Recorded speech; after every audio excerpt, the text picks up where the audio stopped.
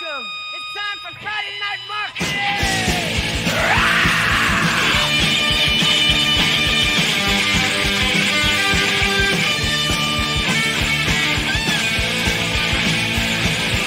We're gonna rock. We're gonna roll.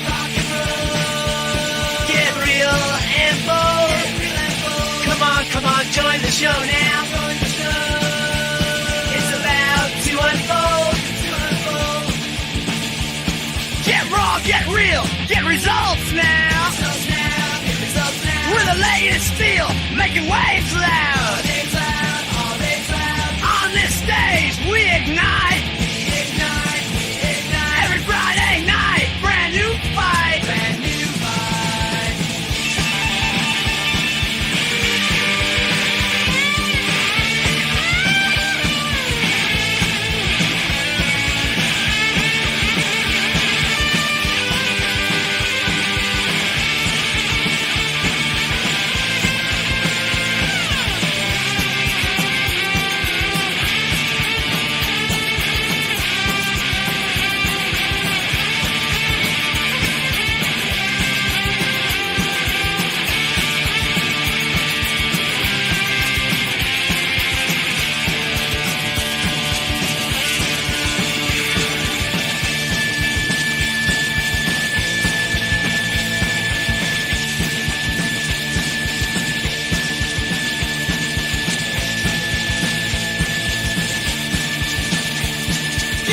Get real, get results now. We're the latest feel, making waves loud. On this stage, we ignite. Every Friday night, brand new fight.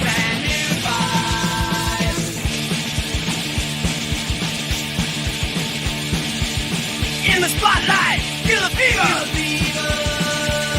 Every pitch and quest. Dreams are big, get bigger tonight. Push the limits, reach new heights. So grab your seat, don't blink an eye. 'Cause Friday night we'll touch the sky.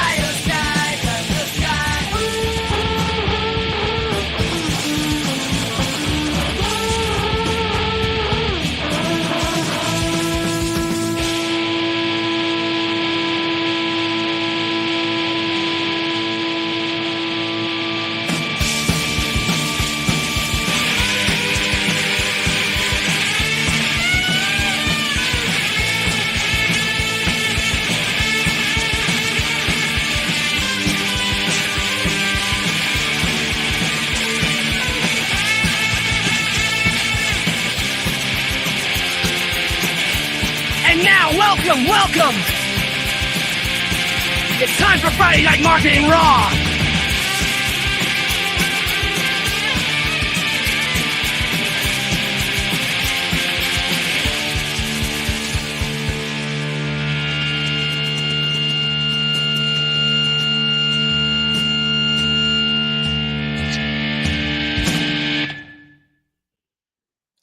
Happy Friday! It's Friday Night Marketing Raw. I'm Andy Brocklehurst. Good to be here. And it's Friday again. Here we are, episode 2. Kurt can't be with me this week because he is off doing family stuff that needs taking care of.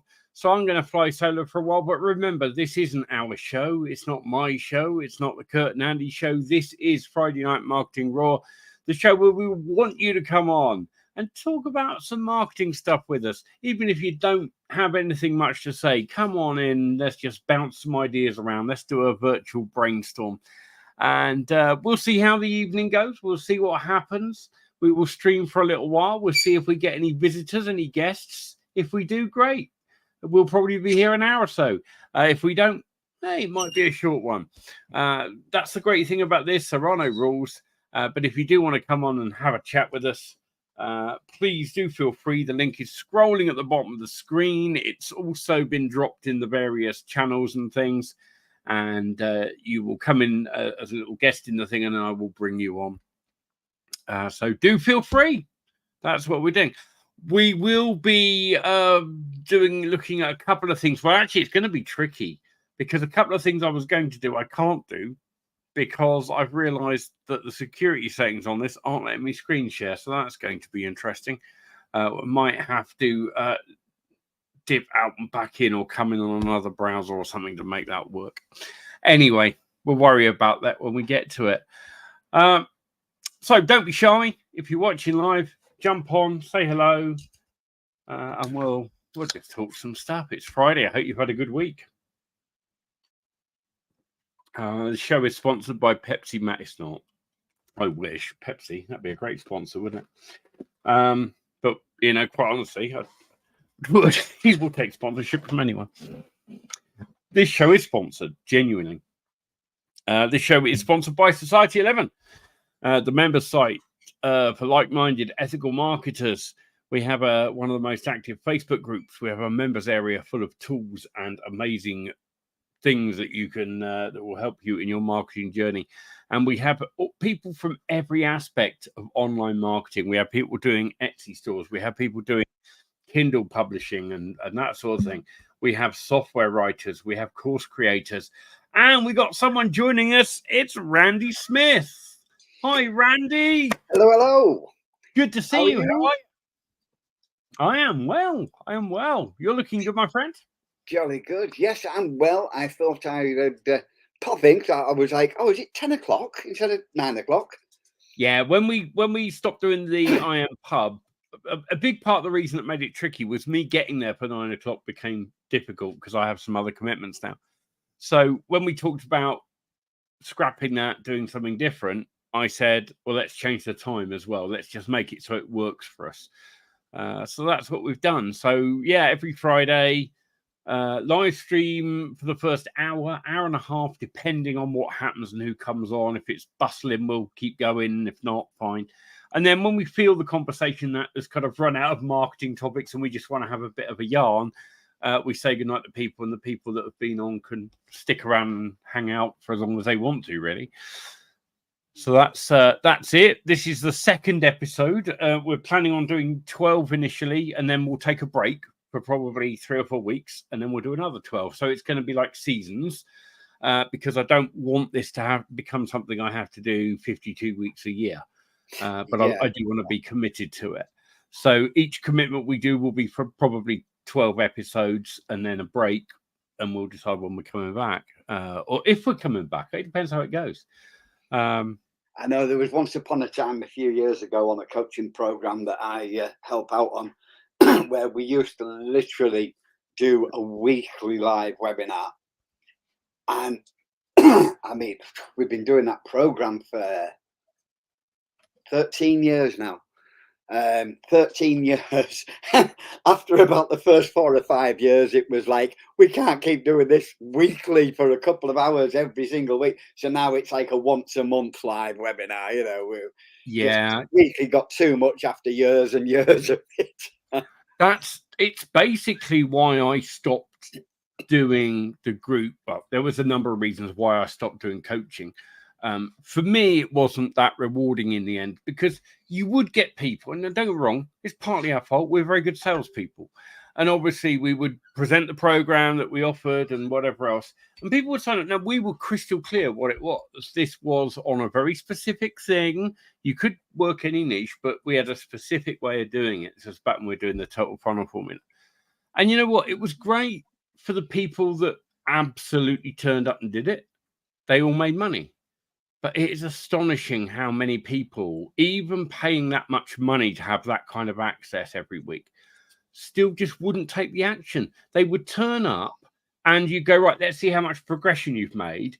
And honestly, you could tell 5 minutes before the call, they loaded up a landing page and quickly changed the headline to what I suggested last week, done nothing else. And you're like, come on, you know, this is and I got frustrated with it in the end. And that's why I moved out. And plus, it was that solid commitment every time, because we would run for ours was 13 weeks effectively for the core part of the training and coaching and everything. And there might be an odd Q&A after. But that commitment for a few months, at the end of it, I needed another few months off. And the problem is my business partner at the time wanted to keep selling for the next, and that was obviously. We used to do 12 months and it was $5,000. And for the first few years, it was $5,000 and we had 100% success rate. And then after a few years, it was like, oh, some people don't want to stick around for 12 months, let's try and condense. And I think we condensed to 6. And then eventually we were like, you can do all of this in 60 days if you put in that amount of effort. Most people still take longer, but you can potentially, we'll release the content, etc., 60 days. We even, during COVID and all the rest of it, it was like, look, people are struggling. We dropped the price from 5K to 2K. And then eventually we said, right, when it's 60 days, 1,000, 995, whatever. And suddenly my pitch, if I was, again, I stopped once upon a time, I sold it literally face to face for the 5K. Eventually we sold on a webinar when it was 995. And we had to change it to, the wording was very specific. Once upon a time, it was 100% success rate. Then eventually it was, we've got 100% success rate for the people who complete the course. Yeah. Well, that's it, isn't it? It was like the cheaper you got, the less people would actually put the effort in and complete the course. Because they got no skin in the game. And I think that's what we found as well. The people that were most successful with the coaching were those people who were basically, they spent their last few grand with us. They did have some other money because we made it abundantly clear you can't run a business without any money. You've got to have a little bit, So we always made sure, we said, if you spend this money, do you also have another X amount? We would tell them that you can invest in your business and in tools and the things that you might need. Because if you don't and can't do that, it's not worth you buying our coaching. We were always, I used to drive my business partner mad because the amount of people I would turn down, there was no point. If they spend this, they've said that's all they got. They want to tell them to go and buy something, go buy one of my video courses or something, do it and work on it. But those that did and were really desperate were the ones that did it. They were like, yeah, I'll do it. And the ones that, there are for some people in this market space, and this is a thing that it took me years to get my head around. There are some people for who $1,000 is the same as it feels to me to spend a $5 or a $10. Yeah. There are people, it is perception, because as you hang around this game over time, we're very fortunate people in the business that we're in. We don't really feel inflation too much because we can always do more business and make more money. And once we know the method, yeah. Hi, Tom Clark. Hi, Ellie. Good to see you. Hi, Kurt Crowley. All watching and things over in the chat there on the YouTubes and things. Kurt can't be on because he's with his missus who's recovering from a surgery. And I hope she's doing well. Last I heard, she was doing really, really well. And I hope that continues. And Tom Clark, if you get the chance, do come and join us. You know how to do that. You came on last week. But I appreciate Tom's probably getting his little kiddie sorted out or something. I know Ellie usually can't talk out loud this time of night because it's later where he is. So put something in this studio chat for you. Oh, cool. Have a look at. I meant to pop into S11 earlier, but then I had to shoot off and share that with either the Max AI News people or Society 11. Cool. Yes, have a little. I mean, if you're happy with anyone that's watching this to have it, I'll put it in the main YouTube chat. By all means, by all means, have a go and see what happens with it. Yeah, I've just loaded it up now, so I see what it is. I can't screenshot at the moment, but so Randy's basically got here a dump, like a made GPT that you can run called Marketer's Dream Idea Generator, and I've just popping a link in the YouTube chat there so that anyone watching will be able to click on it. Dig to generate your next digital product idea, enter a topic or niche. Excellent. Okay, I'm going to do one for, I know I can't show my screen. I'm going to do one for real because I genuinely was talking to somebody earlier on today about niches and things. and we narrowed down a few things. This will make you laugh.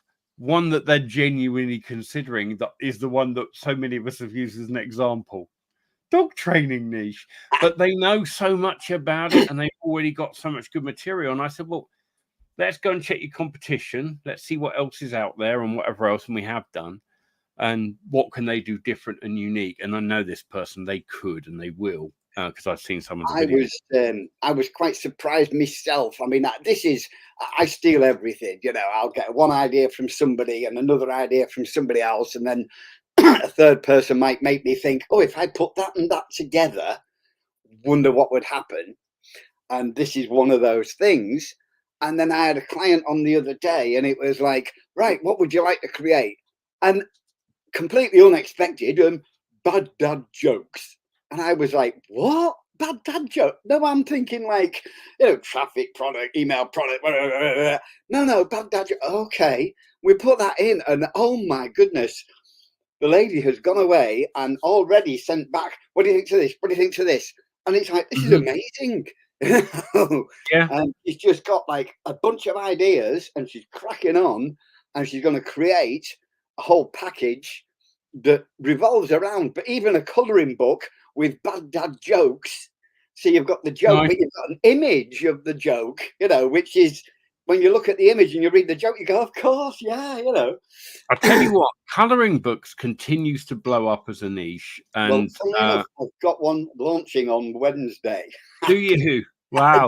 We've got a client that I work with and Kurt works with as well, who's not been in that niche at all, but has been in a complete other niche. And we were just chatting one day and we realized that we could find a crossover, and he's now worked with an outsourcer to get various bits done, because in their case, we genuinely, and we tried all sorts, but we couldn't. You could maybe do it now, you've got in painting, but we couldn't get what we wanted out of AI, because it was in a specific niche, and every time you asked it to draw certain characters and things, it would put things in we didn't want in, and we would say, don't put this in, do not put in this, and it still would, and we would try to.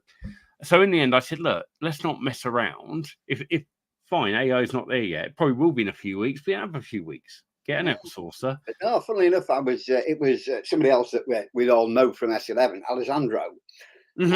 He launched I can't remember what it's called, but it's very cheap per month. And he was like, I'll show you how to get something going, and using that system. And I've got an account with him. I just never did anything with it. And I thought, you know what? I'm going to join, see what he does, and have a look. And it was all about using AI to generate prompts that generate colouring images, right? And I thought, I wonder, and again, mine, whether it sells or not, I don't know, because again, I know a lot of the American market are very, let's just say, Christian, and that's the one pantheon that I haven't covered. But yeah, I've got old gods and goddesses, so I've got like 4 pantheons in the front end, another 5 in the back end, you know, going from Celtic to Norse to Roman to Greek, and then through Egyptian and Japanese, Shinto, Mesopotamian, Aztec, etc. in the upsell. So we'll see how it does. But yeah, some cracking images coming through. One of my daughters was like, can you print that off for me? I just typed in dog training because I thought, well, it came up early and it made me laugh, because it's like the niche we often joke about. I know people making good money in. And it's thrown up some really good ideas. So the first product name it came up with, and I like this, is Positive Training Kit. I thought that was quite a nice pun. And then it breaks down the content ideas. So it suggested I do 50 basic obedience voice commands, a puppy training checklist, a printable training schedule, positive reinforcement techniques ebook, socialization tips guide, DIY dog toy ideas, housebreaking handbook, and so on. It's loads of great things. And then it's broken down a really good reason for doing it. So it's given you a USP or you know, why this could be a good gap in the market. And it even suggests domain names. And the people that have given me feedback so far have said the domains when they've checked are available. Well, let's just see if this one is, just out of interest. I think I will pop over and just check, because I'm not gonna get it because I don't want it myself. But if I was doing a dog, I like the idea it came up with. It was actually quite a good name. And that's often one of the hardest things, working out what names, it's available. Working out what names or brands you want. Well, this doesn't just spat out one, and you can all try this. The link's in the chat. Oh, okay. Kurt's now at a wedding. Well, that escalated from your wife's knee. What happened there? Yeah, it's also suggested Canine Command Starter, which is quite nice. Andy's going to train you here. Listen. Oh, look. DogTrainingEssentialsKit.com. Puppy Training Pro Kit. And First Time Trainer Toolkit. I mean, they're all some of them are quite long tail, but they're all good names. And you wouldn't. I like the first one, although I think you might get people mistype it because of the pun aspect. Yeah. I like it as a product name. I'd probably just do it something else. Presents the positive, whatever. But yeah, some great stuff out of that. So there you go. Nice share from Randy there. And it's right there in the comments. You can anyone that's got ChatGPT. Well, that's the thing I found out with all the updates now is you don't have to have a paid account to use a GPT now. Yeah, which is really good. Because it also means, this is something that, ChatGPT is phenomenal. But as you have found out, and as I found out, you've got to dick around and learn how to talk to it and to get the results you actually want. So there is an element of you programming it, and that's what we're doing with the GPT. And there are so many people that don't want to sit there trying to work out how to phrase it. They just want it to do that. Literally, I opened Randy's GPT and I just typed in the words dog training. That was all I typed in. Oh, no, I didn't. I typed in dog training for newbies. Enter. And then it spat out, boom. So I'm just going to try running some others through. Here comes Tom Griffin. He hasn't appeared yet, but when he does, I'll add him into the mix. You there, Tom? There he goes. It's Tom Griffin on the show. Hi, Tom. Good to see you. So I'm just going to go over there now. I'm going to do one of the new age things I do. I'm going to do a tarot related thing. Good to see y'all too. Sorry, what was that? We've just been talking about a GPT that Randy has shared with us, which you put in a niche and it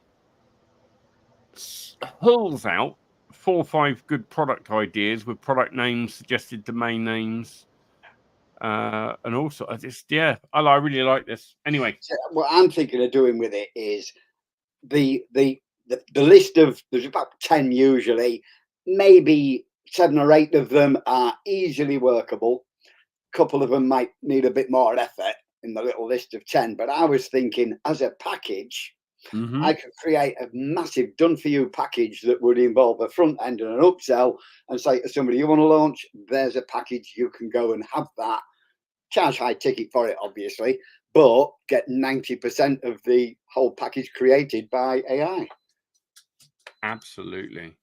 And another little side thing. I know Kurt's not on tonight, but his new Snapifier thing, you could lock something like these behind that and give them away and then have them pay to unlock more.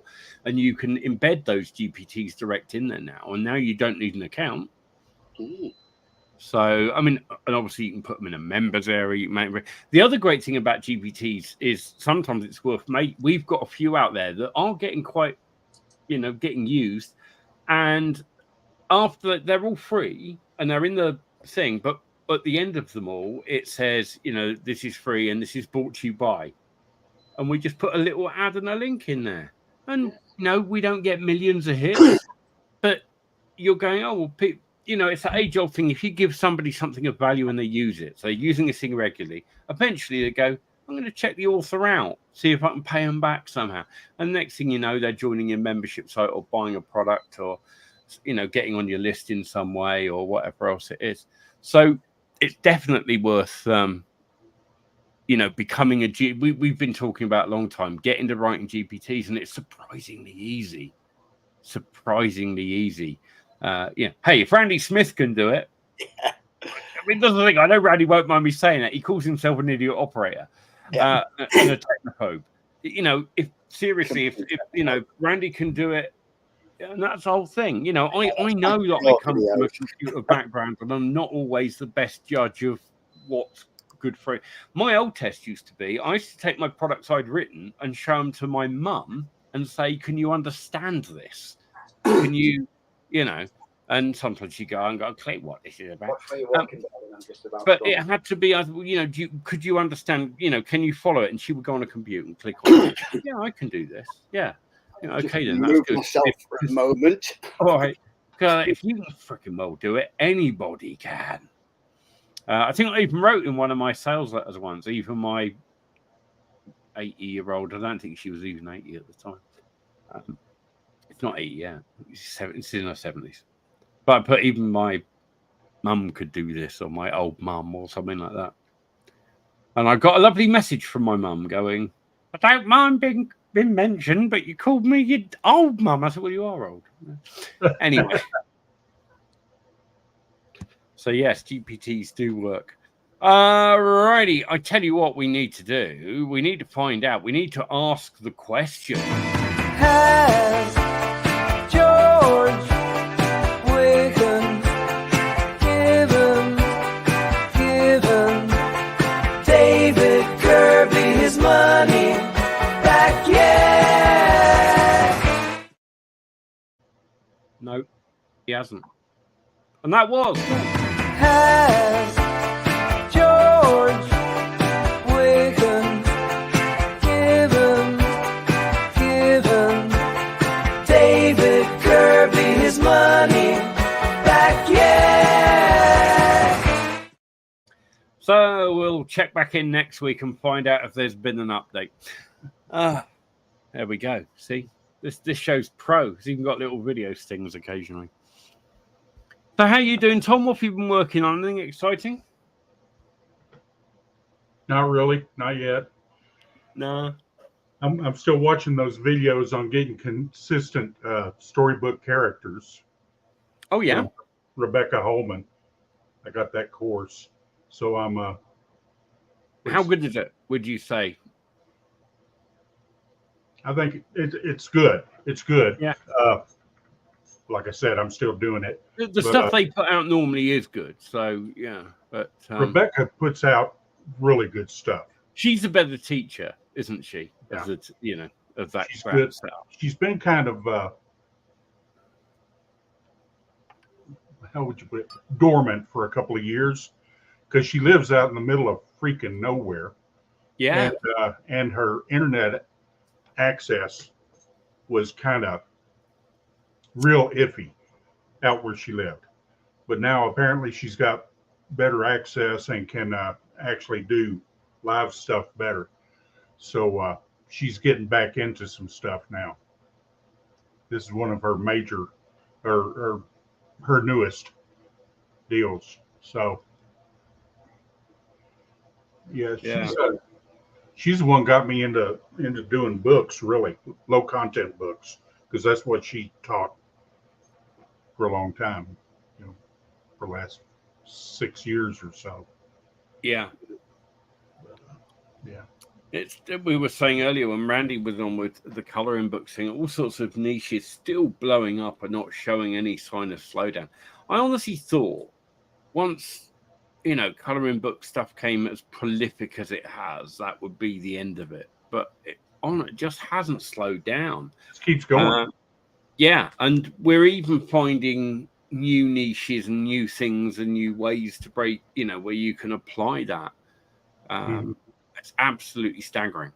I was talking to some people the other day in a, and this sounds a bit fancy, doesn't it? In a spiritual practices group that I show up to. I think, it's possible we can learn from all sorts of things. And and on this group, there are people there that are using coloring books for like therapeutically. and in their meditation practices. And I thought that's quite a good thing, because if you can do something repetitive but doesn't need too much thought, then that is a good meditation tool. I think my view on meditation is more what the original definition was back in the 30s and 40s in this country, which was simply thoughtful contemplation. That's, I don't think it's all about and doing that sort of stuff. If that you like doing that stuff and that's your bag and it does you good, knock yourself out. But for me, thoughtful contemplation, yeah, I can do that, and I often do. And it does occur to me that I quite often will set myself little simple. I practice magic tricks, is what I do, little coin moves and stuff, and I do it so I'm not even thinking about it. And so I'm in this sort of meditative, thoughtful state, thinking about where I'm thinking about. And it also makes me better at doing what I'm doing, because it just becomes a muscle memory. Right. And, that's like if you get into religious aspect, one of the things they tell you in the Bible is that you need to be thinking or meditating on what you have just read or studied at all times. Right. So it's a focused meditation, basically. Yeah. On the meaning of the text. Exactly. So, and it just helps focus your thoughts. It's funny. There's a great book that myself and some friends use in the. I don't make any secret of it. I'm in a recovery program, and we use a book called Daily Reflections, which is great. But yeah, it's always funny to me when I hear people say, "Oh yeah, I read it," and I'm like, "Why do you think the book's called Daily Reflection? It's not just you're not just meant to read it and throw it down. You're meant to sit and reflect on that and use that as seek something from it and whatever else." Yeah, it's just like it's like reading a book about daily affirmations and not doing them. Exactly. But I approach those things the same as I approach everything else. I do the same with marketing. When I read a marketing books are normally textbooks, right? That they're not just novels. They're not stories of how people. They often have a story of how someone achieved success, but behind the story, there's normally the how-to and the what they did, and that's what you've got to. And I think it's important to look at those things when you read them and go, how can I apply that concept or that idea into what I do? Is that something I want to adopt? Is it something I can adopt? Is it something that would be beneficial? One of the things years ago that was the biggest change for me, and this is such a fucking simple thing, I read James Caan's book. James Caan was one of the dragons on our Dragon's Den here at one point, so equivalent to Shark Tank in America. And his biography came out. I don't know if it's an autobiography. I think it was published under his own name, but I think it's probably ghostwritten. But he told, Randy's back. Let's get Randy back on as well. And he on that thing. Got where I was going with it now. Anyway, where was I going with that? James Caan. James Caan, yeah. So, he said in that book, and this is one of these little things, but he said that he'd moved into this place. It had a massive lawn. He used to mow the lawn every Sunday. And then an advisor said to him, "Why are you doing that?" And he said, "Well, it needs doing." And he said, "Yeah, how much would it cost you to get someone in to mow that lawn?" And now it's a big place. I don't know. Say it was £100 with a right, bloke turns up the ride on, does it? And he goes, "And how many hours is it taking you to do it with your push around or whatever mower you're using? How much money can you earn in that time if you were to work those hours instead?" And it was a wake up call for me.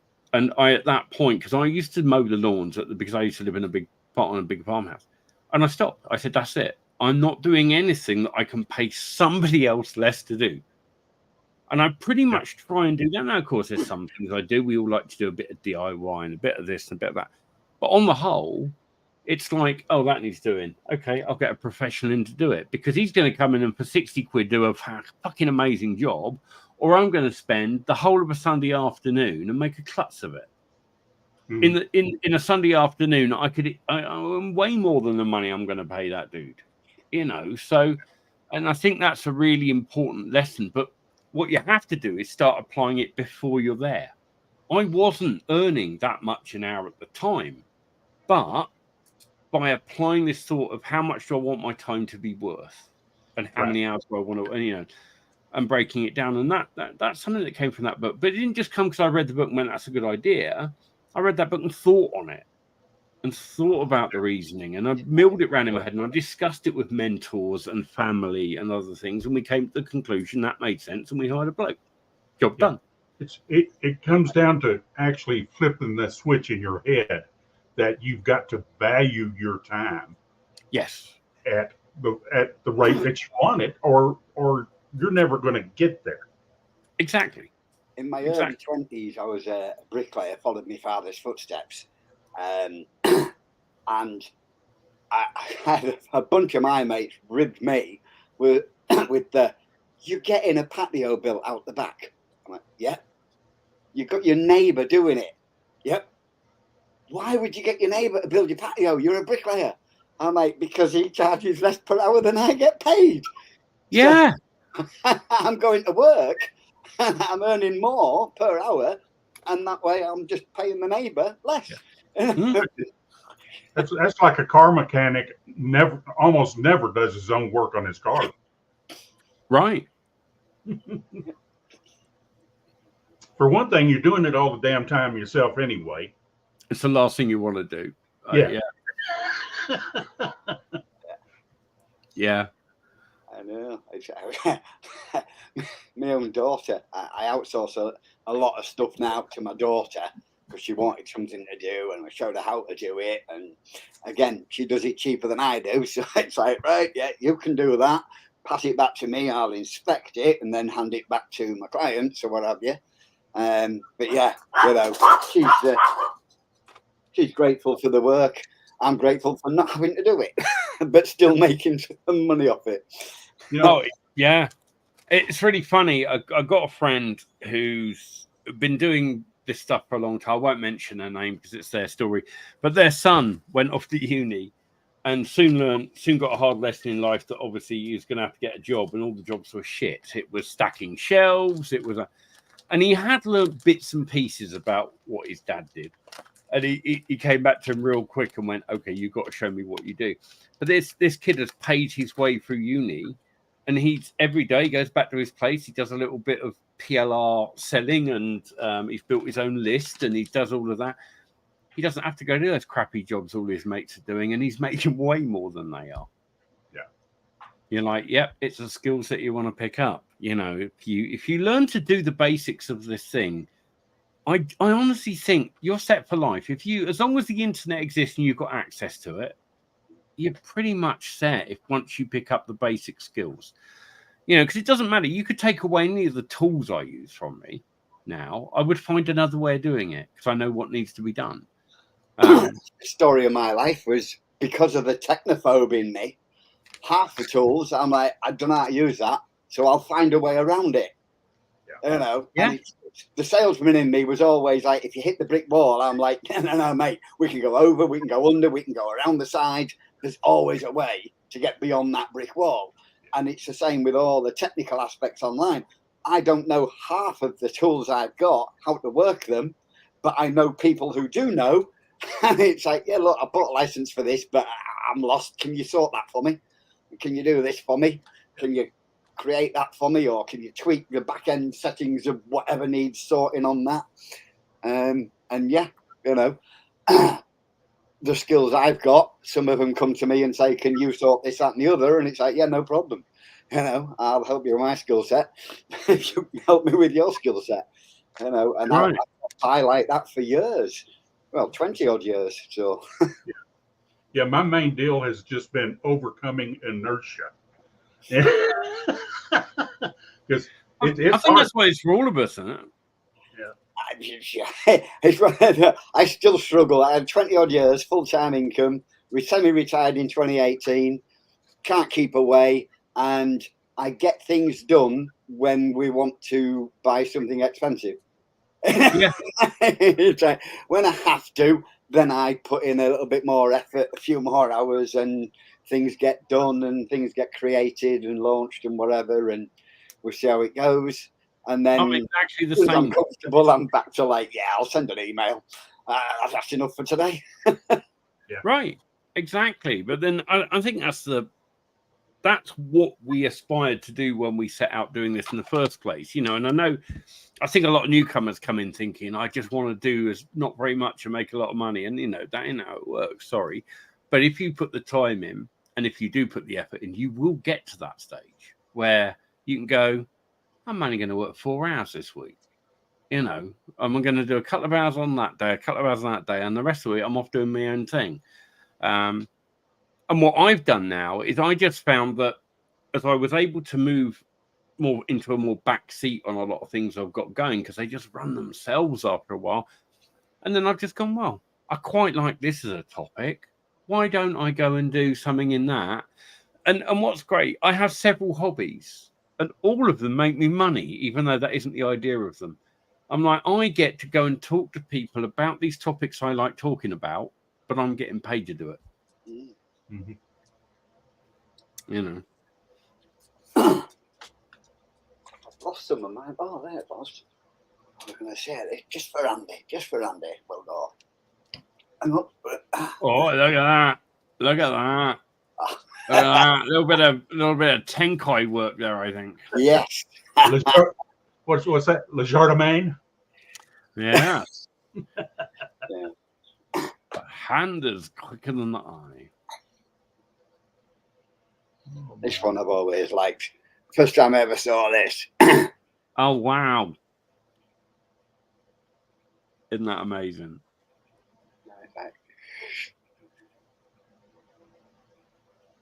I mean, that is, yeah, you can just about with the camera see through. Yeah.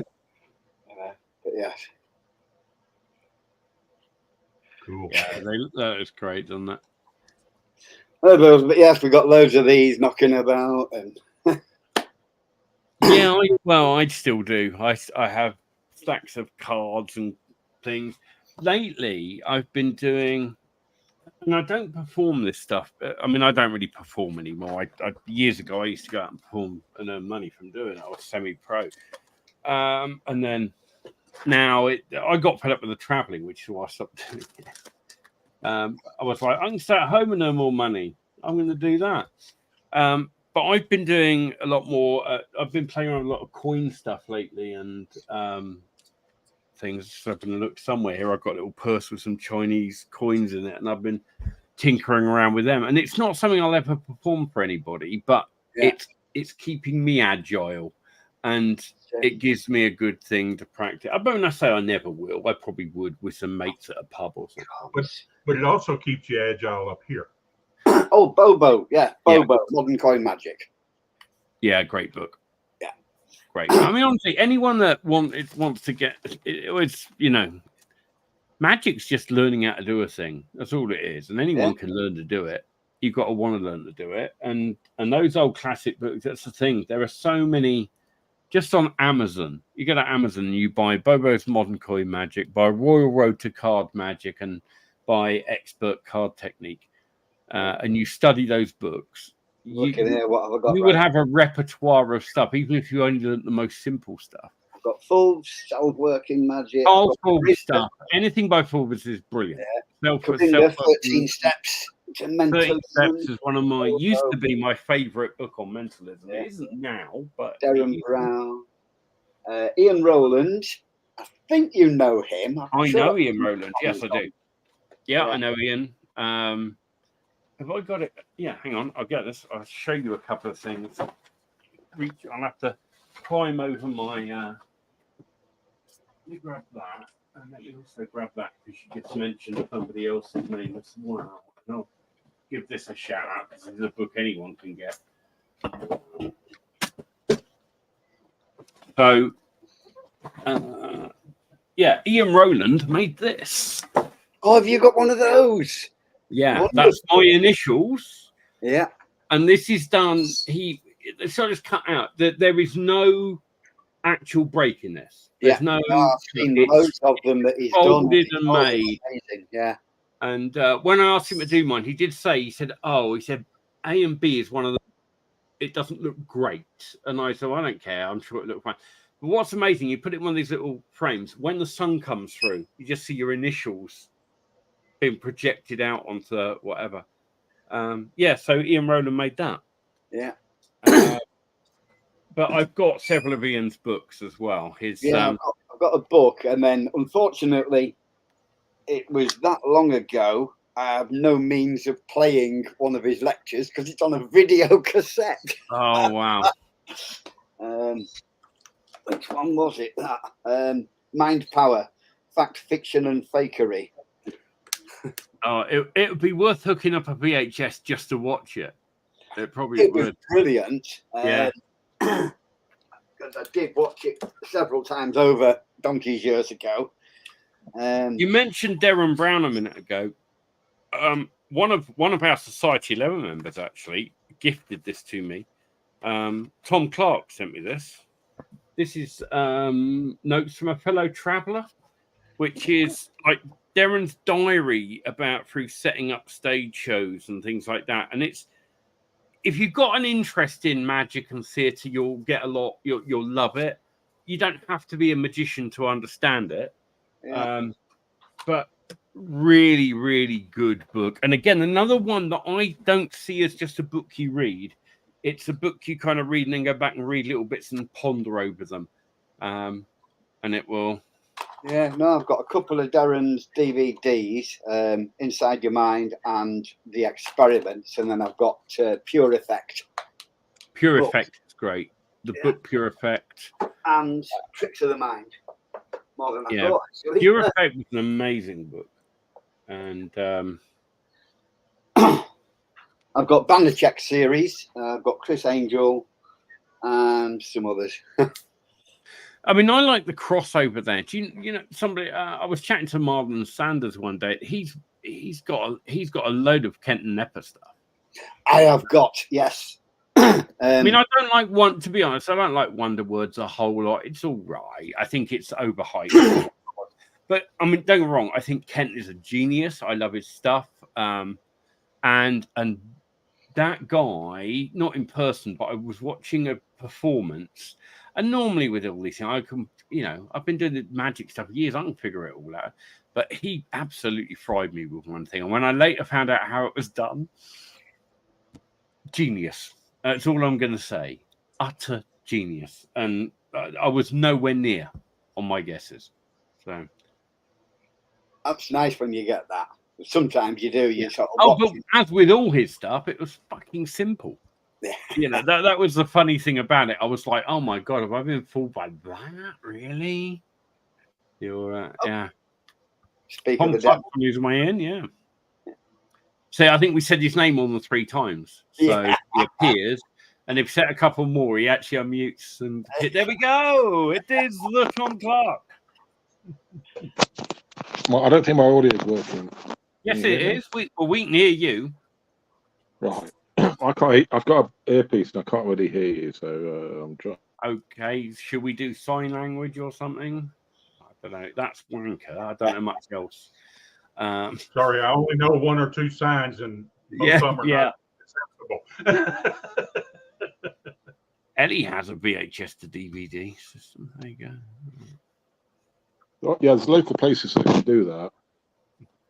Yeah, I had most of the. I'm lucky. Most of the things that I had on VHS, I got. A lot of things got republished on DVD, and I did get them on DVD, and of course, a lot of it.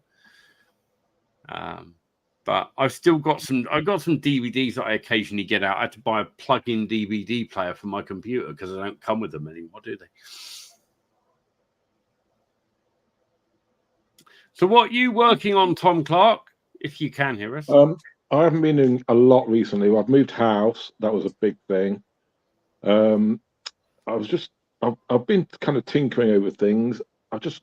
Earlier when Randy was talking about the ChatGPT, I was thinking I was working on this thing. I put it in the YouTube chat, but it was for my sister, she teaches transactional analysis, and I made a GPT for her that was basically kind of teach me the fundamentals of transactional analysis, and the answer at the end linked back to saying, if you want to find out more, click on Lucy Power's Facebook page. So that's I was thinking about doing some more of those. Like, I just think that's a good idea, really. They are, especially if you can get them. If you give them a bit of a shout out, you can get a few people using them, and you've listed them in their directory thing. The more downloads they get, the higher up they get on there, and you can get spotted. And it is amazing that just on a free, I've seen GPTs being made product of the day on bloody Product Hunt. All it is a site with a GPT on it. What's stopping you?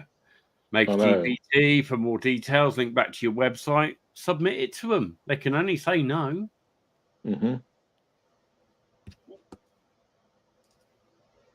Yeah, So other than that, I haven't been doing a lot, really. Well, moving house is a pretty major deal. Yeah. Especially because you've got little ones and everything else. Oh, presumably that's to somewhere that's not going to put your kids back in blooming being poorly again. No. Fingers crossed. No. Yeah, I remember. Yeah, it's been a nightmare, really, with the little lad. Reading about that. But yeah, we're a lot better. We've got a little garden now, and it's all on one level. And there's a couple of lads that come around. You were talking about like paying people to mow the lawn. There's a couple of lads that come around with lawnmower, and they charge a tenner to cut the lawn. I'm just like, yeah, get on with it. Yeah. When I first got together with my current wife, it took her a while to teach me. Says she told me, Bubba needs a job too. Bubba needs a job too, and because I was doing shit like changing my own oil. Well, that doesn't do nothing but make a mess, bust my freaking knuckles, pisses me off.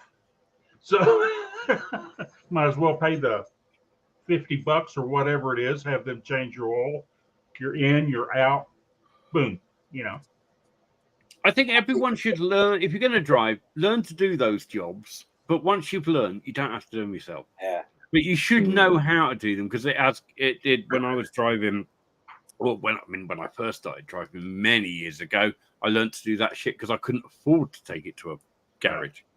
And then I'm glad I learned, because I have in the past, been able to help people out. Or I once had a car out in the driveway that just wasn't running properly, and I don't know a lot about cars, but I was like, well, I can do an oil change, I can check the fuel filter, I can do the air filter, I'll do what I can, see if it improves it.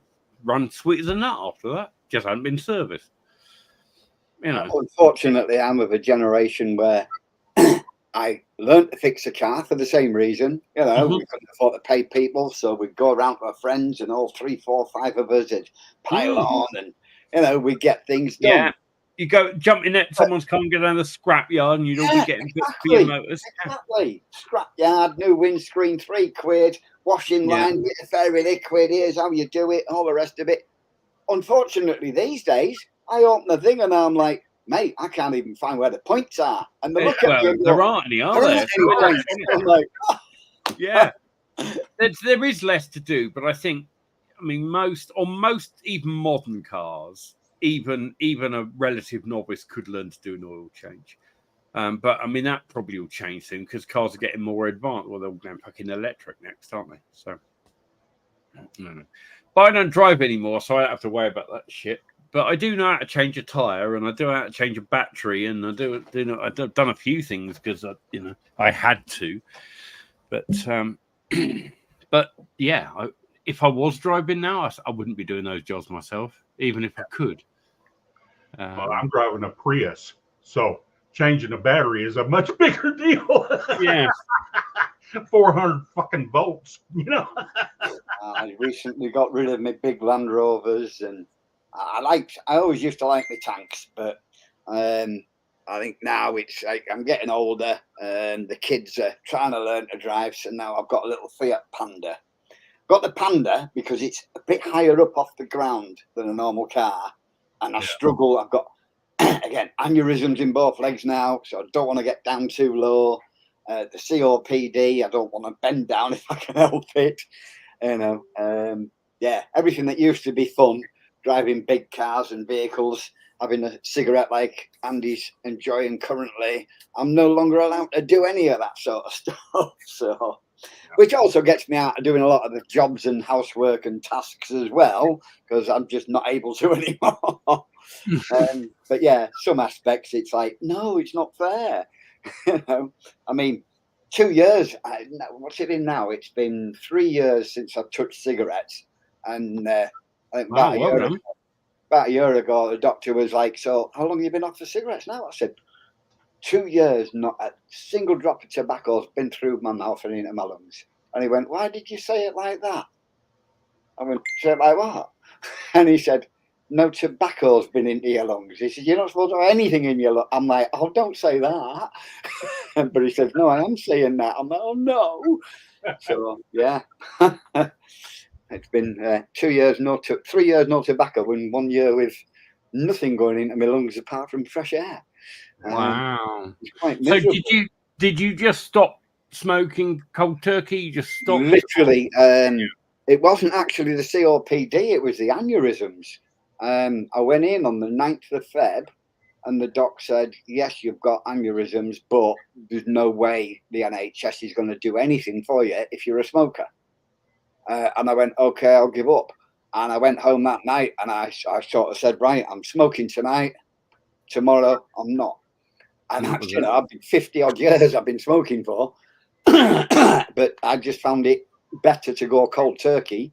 My wife was sat there with the right, here's plan A, here's plan B, here's plan C, you know, and cut down or go on to vapes or do this or do that or patches or whatever. And I was like, no, that sounds too stressful. I'm just not going to smoke. I said, I don't smoke every night when I go to bed for 8 hours. I said, so I give up every night for 8 hours. So in the morning, I've just got to think, well, let's see if I can do 9. Let's see if I can do 10. And it is doing another that hour, another hour. And I literally went cold turkey. I mean, that's how I stopped drinking originally. Yeah. Literally an hour at a time, because, you know, I was at a stage where I just wanted to drink all the fucking time. So, yeah, and smoking's the next thing I'm going to tackle. I'm not in a hurry because at the moment I'm doing okay, but I have got a date in mind. I decided that when I hit 3 years off booze, I want to quit smoking. So I'm now 2.25 years, 2 and a bit, 28 months. Yeah.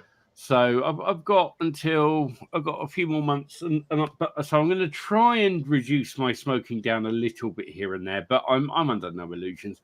I contacted the health thing here, Dorset Health, and they went, "Yeah, we've got a brilliant program. We set you up with a vape and a thing." And I'm like, "Okay, I'll give it a go." I just ended up vaping and smoking. That won't get out. So I went, "Okay, I think I know I'm just one of those. I'm going to have to stop cold turkey like I did with other stuff." And so I'll get there. But it's coming. That's what I did too. But I quit in 91. I do eat a lot of buttermintos in the car. Yeah, well, when I stopped drinking, I ate a shit ton of chocolate and sweets and things like that. But the amazing thing is I didn't really gain any weight. I just stabilized because I wasn't getting all that sugar from alcohol. And a big part of alcohol withdrawal is actually sugar cravings. So unless you're a diabetic, and if you were drinking the amount I was, you're clearly not diabetic. Then I think it's a practical thing to do to not worry about it. So I didn't worry about it for ages and ages. And, you know, I just stopped eating the sugary stuff gradually, very gradually. And I still have some. I had a bag of chocolate tonight, but it's Friday. Yeah, a very sweet tooth. And I have gained 2 trouser sizes and a good old gut and a 1.5 stone or something. That is the only thing that worries me about stopping smoking. Because I'm liking that I'm losing weight. I'm liking the size I'm becoming and all this sort of thing. And I'm like, I know when I stop, I'm going to struggle with that. But you know what? I'll cross that when I come to it. Yeah. But by then, I should be somewhere near my goal weight. So if I do the thing at 3 years, if I'm losing, because I'm losing steadily at a safe rate, and if I maintain that right up until my 3-year sober anniversary, I think I'll be in good shape to stop. And even if I put on a little bit, it won't matter. So we'll see how it goes. Once upon a time, and I think just the life at the moment, we've got too many other things going on, but once upon a time, when I realised I was having too many sugary sweets and biscuits and chocolates and what have you, the wife said, right, tell you what, let's buy some organic fruit and veg, and we'll chop up pieces of fruit and put them in a little tub for you at your bedside. So when you want a munch, you have pieces of fruit instead of pieces of chocolate. And that worked well, for that while. Right. Looks like it might be Dougie's bedtime. I shall disconnect myself. Right. I think we're going to end the stream now anyway. We've been going an hour, and I think that's enough. And I know we haven't stuck entirely to marketing, but it's been a good chat. And so if you're watching on the stream, we'll see you next time. Thanks for joining us. Bye.